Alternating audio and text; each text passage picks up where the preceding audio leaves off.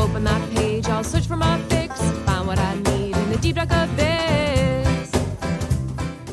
Hello and welcome to AI Skeptics Podcast. We are very happy today to be joined by Asad Ramzanali, who wrote a really fantastic white paper out of Vanderbilt.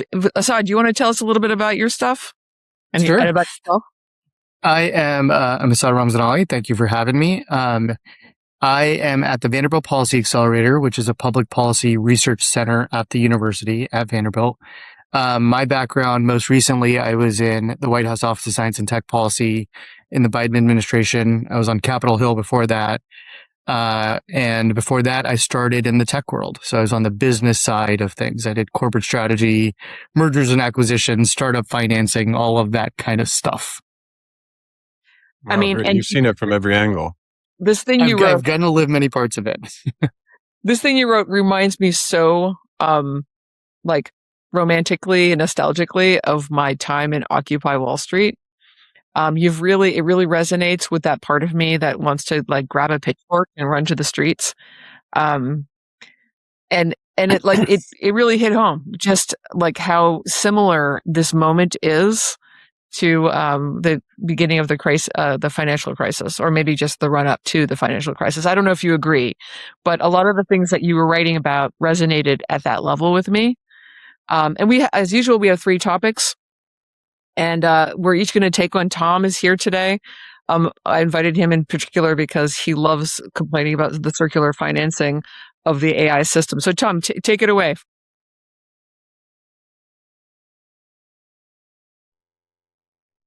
Okay, so my first taste of circular financing was the vendor financing from Lucent and Nortel back in the .com bubble era, and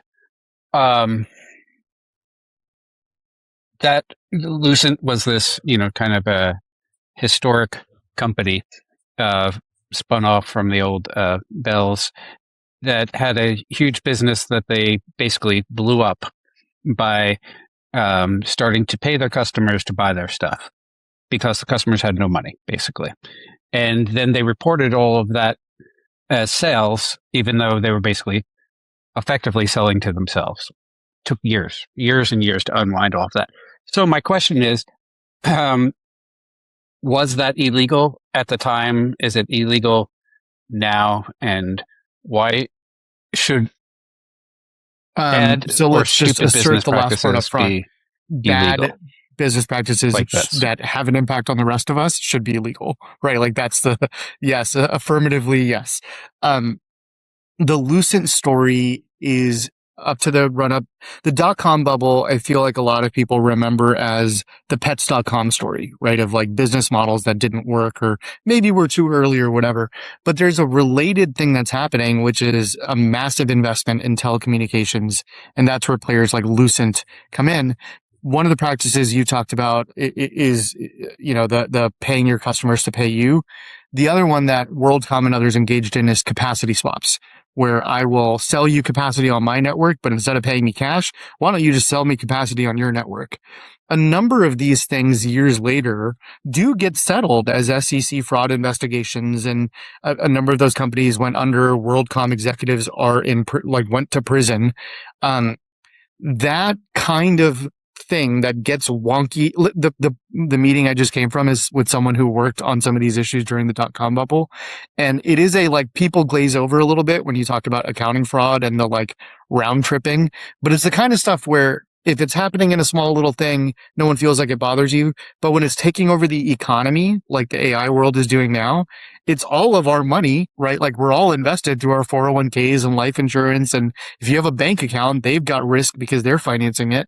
The thing that's happening now is you have a lot of the money pots that AI companies are going to. They're going to every possible money pot. Every equity, debt, junk bond, everything is now exposed to this. Where I get especially worried is the money's flowing down the stack. Unprofitable AI companies are spending money at cloud computing companies that are making a lot of profit, but investing it in data centers.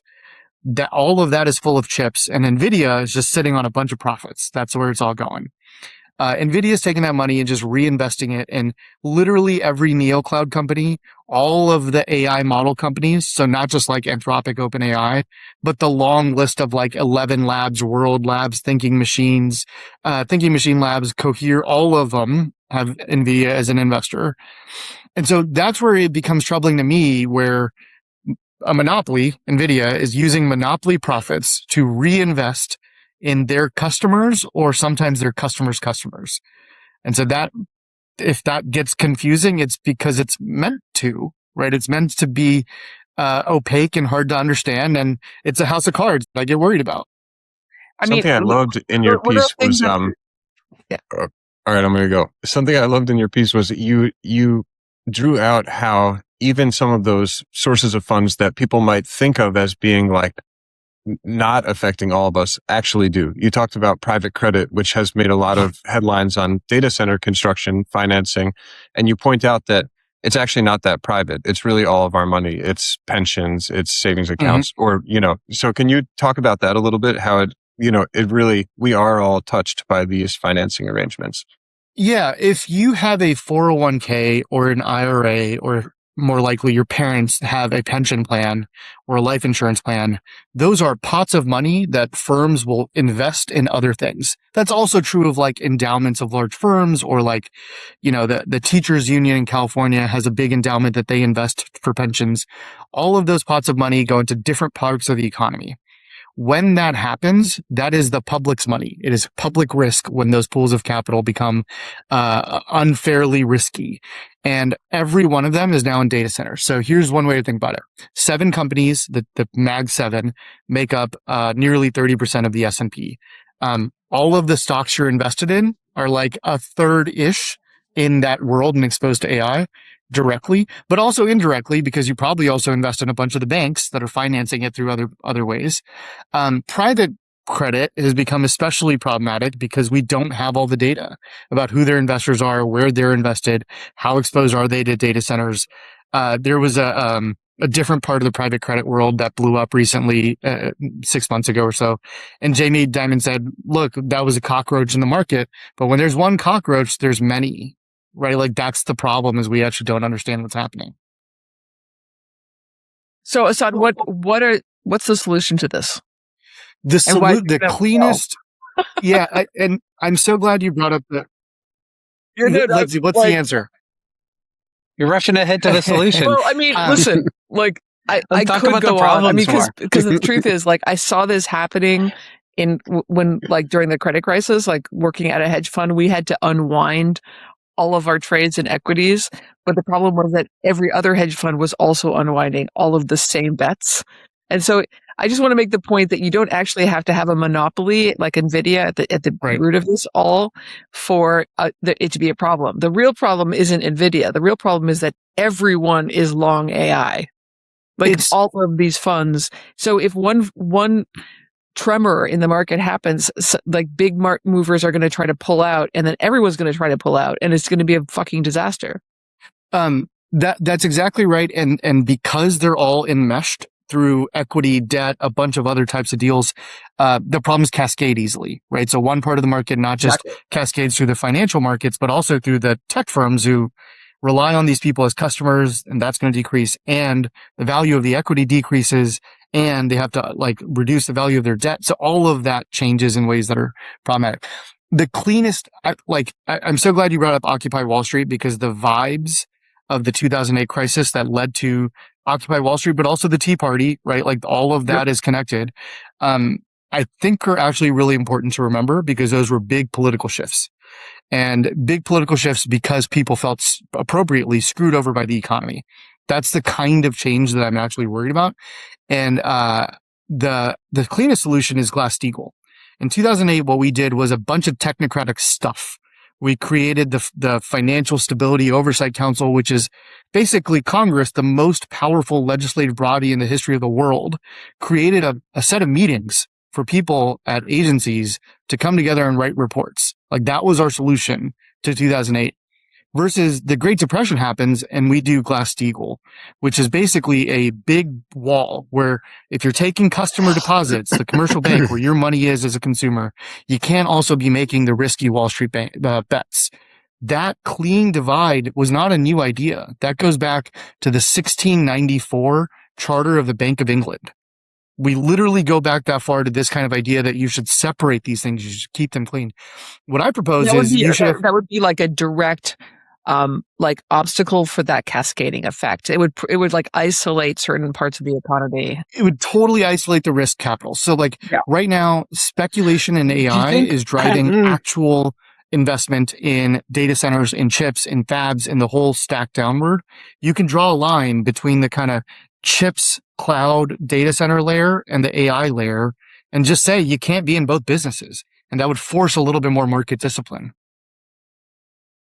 No, because Thomas is speaking, I'm just going to jump in again. Glass-Steagall didn't work in the credit crisis. Glass-Steagall didn't work because it was been undone, right? It didn't work.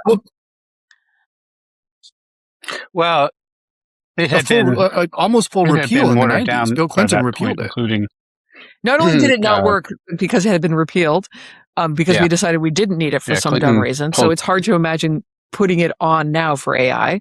But also we had this other thing, which I've forgotten the name of, Sarbanes-Oxley, which I remember complaining about at Occupy, was still theoretically usable, but was never actually applied. And that would have allowed us to jail the bankers that put us into that credit crisis. We never used it. So it's not even clear to me, like even if we had strong, that they would be enforced. Yeah. That's my biggest disappointment I have for Occupy.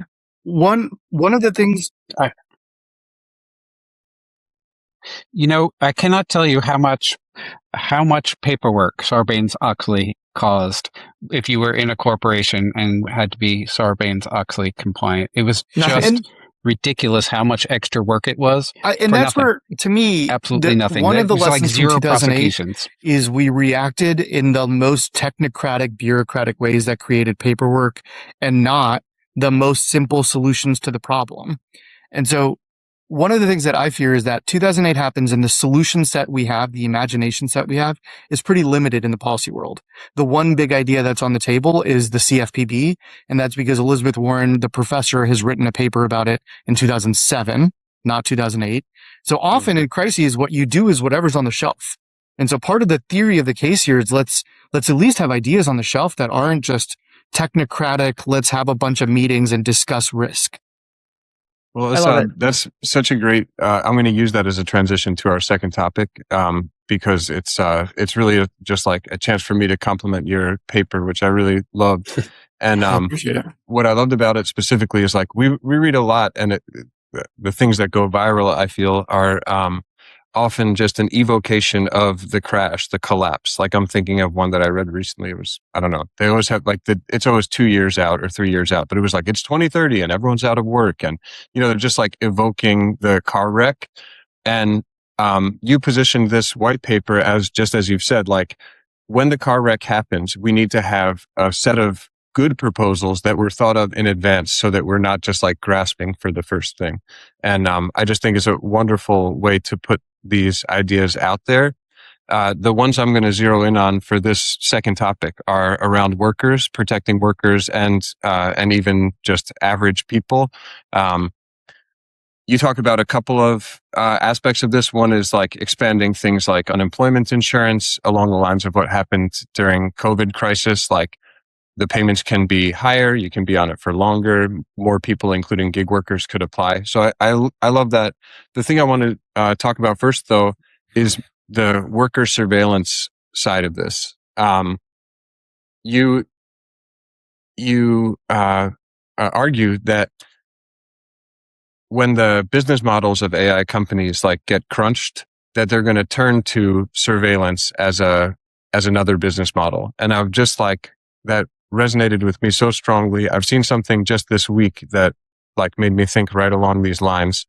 In the latest Microsoft Teams release, like if you do your meetings on Microsoft Teams, everyone has now seen where like you'll get a transcript and an AI summary of your meeting. Well, I saw a new feature everybody who was in the video meeting, you get a little like sound line showing how they talked during the meeting. And it's those little blips, like when did this person talk and how much, And so if you just if a manager just looked at a big meeting, they're like, which of my team members is talking during the meetings and how much? Like, oh, how helpful and convenient. It's just a worker surveillance tool that they're shipping with the basic products now, right? And it was so obvious to me, like, this is what's going on here. This is like, oh, if AI is not useful to you in terms of actually getting work done, it will at least help you target certain workers to fire.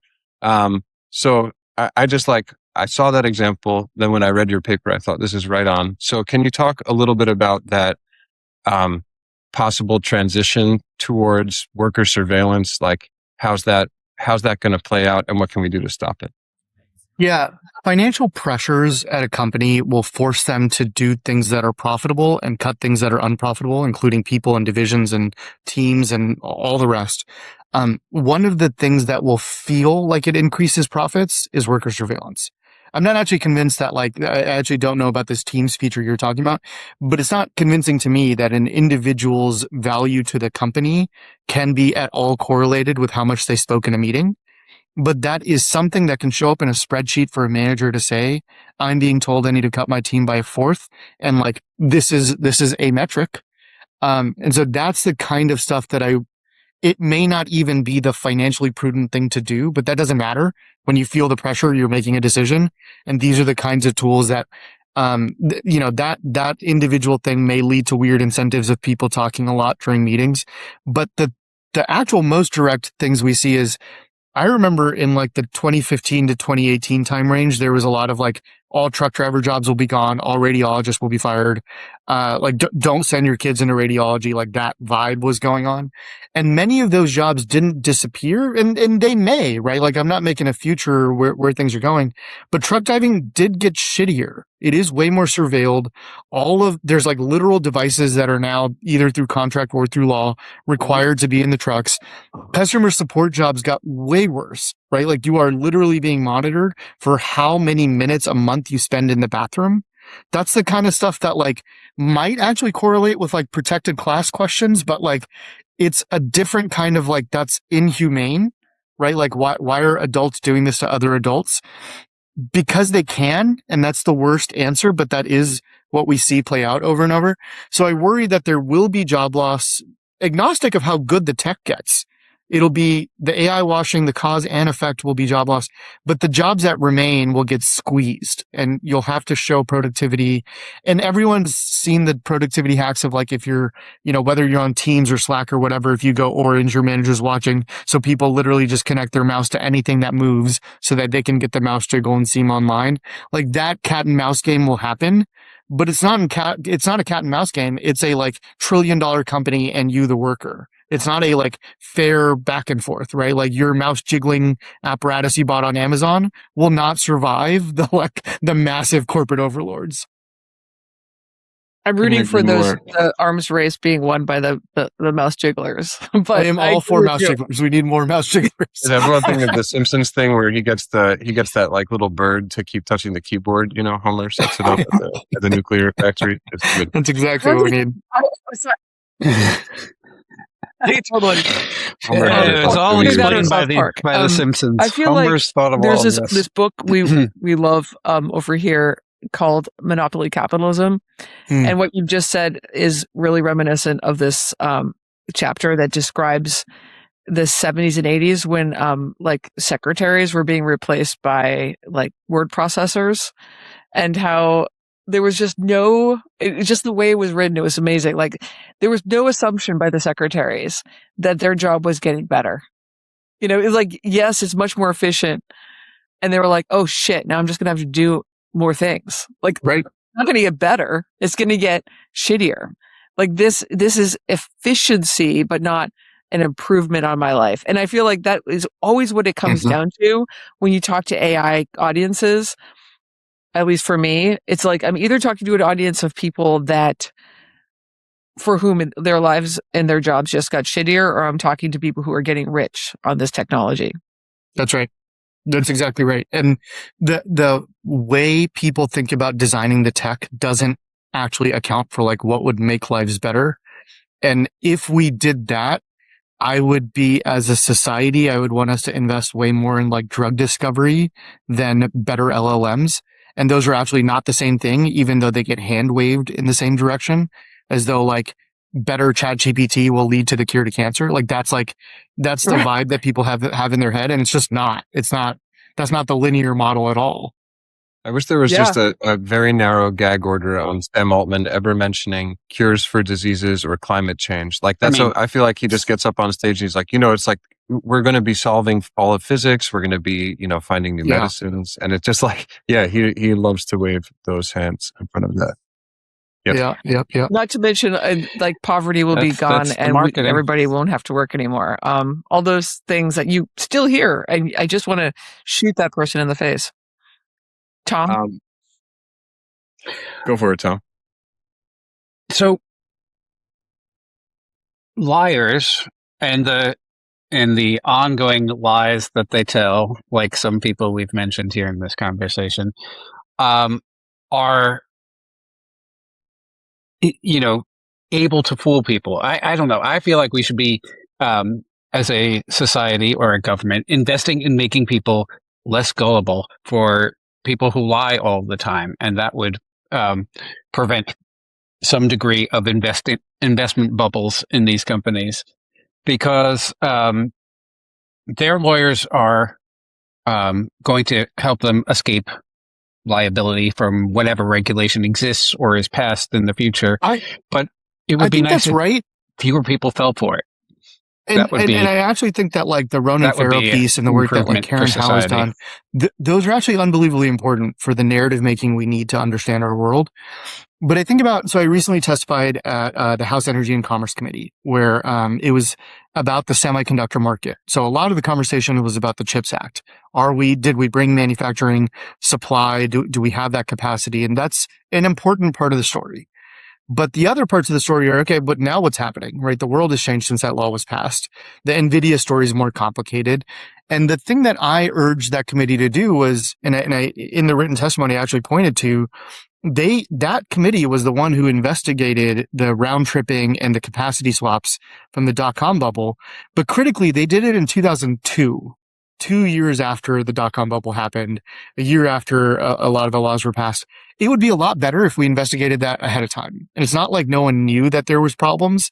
It's not like we don't know now that there's problems. I mean, I wrote this piece off of the backs of the think pieces in the Atlantic and New Yorker about, is there a bubble, is there not? And I started it with if smart people are asking that question, we should be ready.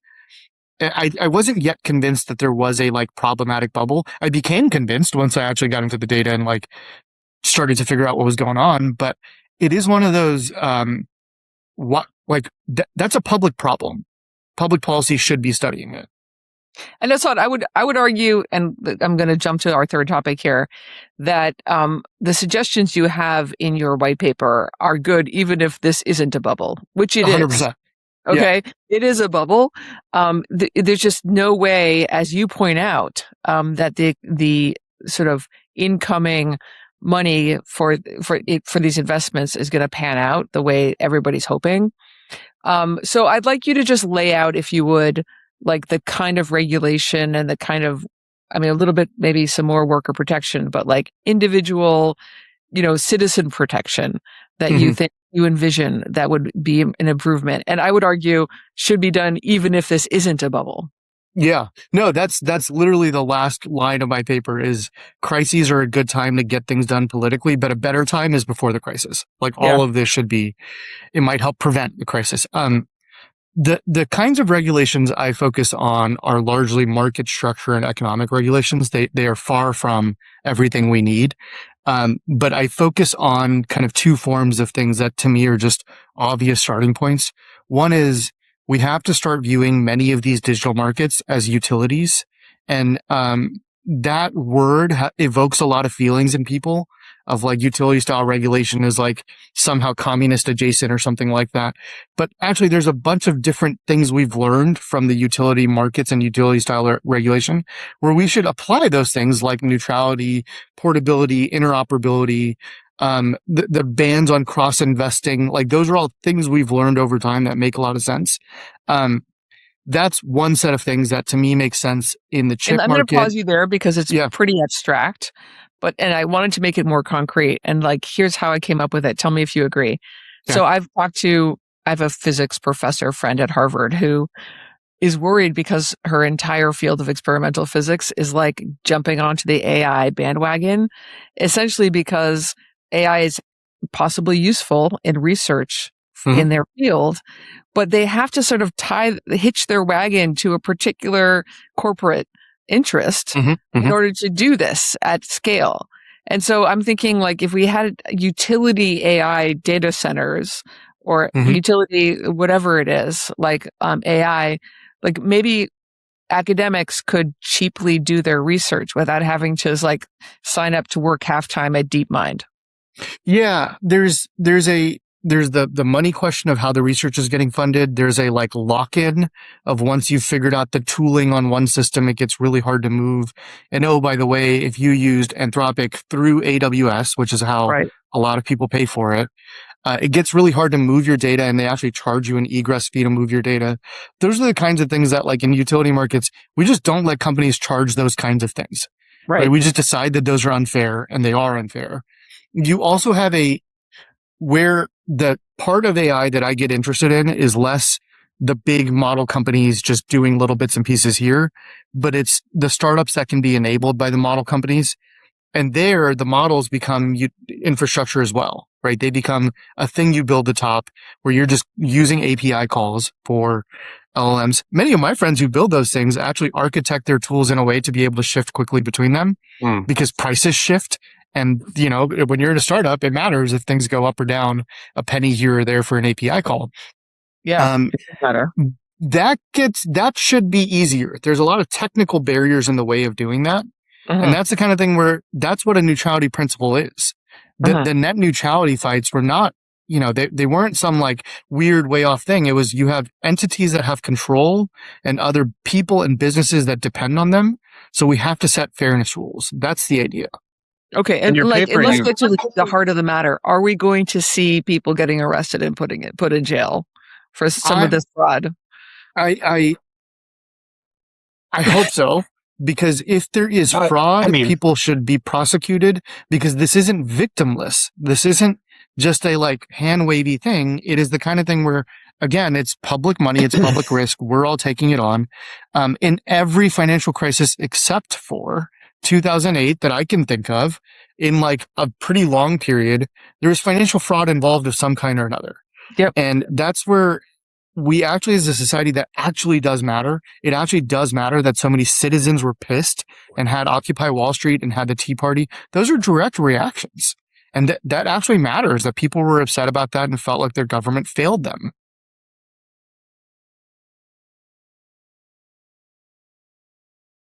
I think it's really a significant contributing factor to this AI bubble, in my opinion, is the sense that there's no enforcement currently, and they will not be stopped, and they can do whatever they want. Things that would have been foolish or illegal or gray like area all systems go now, and so that fuels bubbles. I feel like that's a deliberate bubbles in 2000.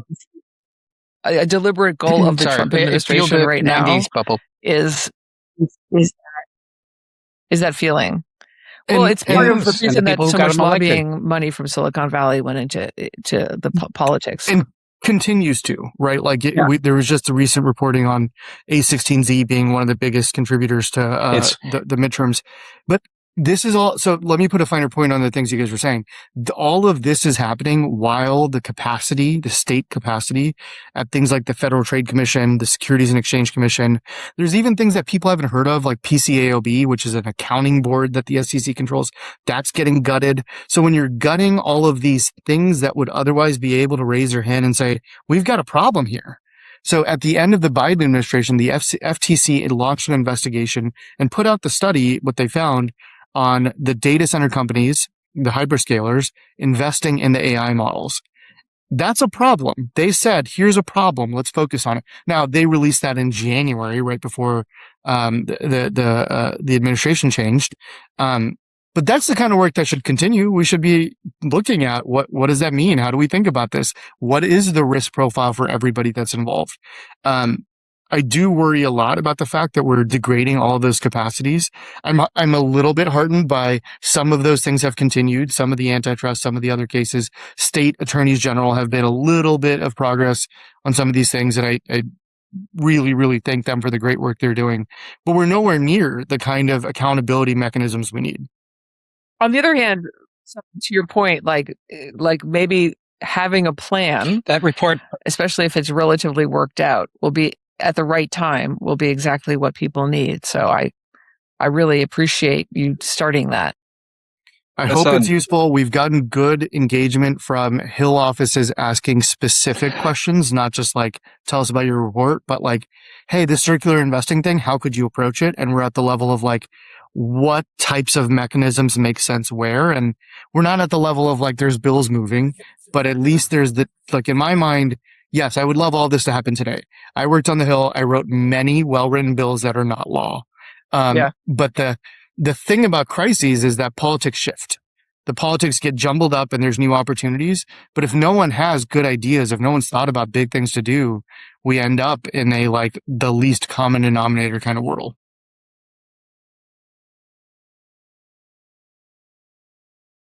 I was going to say that report that you mentioned probably generated $50 million of contributions to the Trump campaign. That report alone, it was a big problem for data providers. They needed to fund against that. One of the things I thought was interesting that you said is that, or referenced, is post bubble there is excess capacity, which is what happened with the telecom. It took a while, but it would be great if the government, state or federal or somewhere else, were in a position, if California started buying up excess capacity in the artificial intelligence world, either through data centers or compute chips, and using it for public good. That's exactly, Kathy, the physicist friend you have. I want them to have compute capacity because they're doing things that might be useful for the world. I don't know what that individual person researches, but I'm assuming it's more useful than, the other places it might go. The way I think about this is there are parts of government that run and operate data centers. There are parts of government that run and operate cloud-like things that could actually just weave in the capacity today. The National Lab System has databases.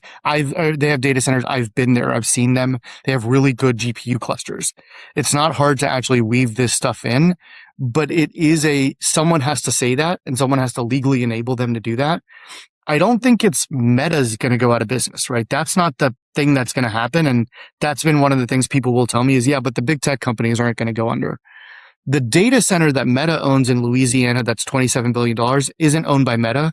It's owned by a special purpose vehicle, which I think the people, of course, all of those are going to go that dumb, Asad. They're not that dumb. They're not going to put themselves at risk. They're going to totally. It's like,